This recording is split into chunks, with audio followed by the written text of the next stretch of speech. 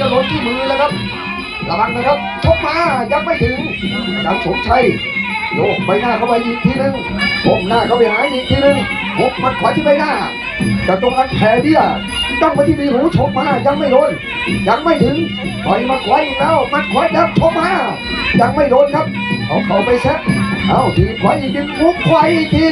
จะตรงอันต้องที่ใบหูต้องที่ใบหน้าตามมาครับเกือบจะโดนที่มือแล้วครับนี่อาจารย์สมชัยต่อยมาขวาอีกแล้วมัดขวาอีกทีนึงระวังนะครับอาจารย์ครับเร่งกับมัจจุราชที่มองเห็นตัวตามมาชกอุ้ย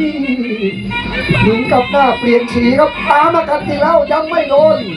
ยังกัดไม่ได้ยังชกไม่ติดใส่ติดที่คนหันตะวันเข้ามาอุ้ยแม่เฉียวครับเฉียวอันตรายตามมาชกอีกทีนึงยังไม่ถึงเอาอีกทีจะกันได้ไหมแต่หลังลากหางมาครับดีชกมาพ่อแล้วผู้เบ้าที่ได้เราเนี่ยมันเมื่อยโอ้โหพูดเล่นกับเมื่อยยกมานะ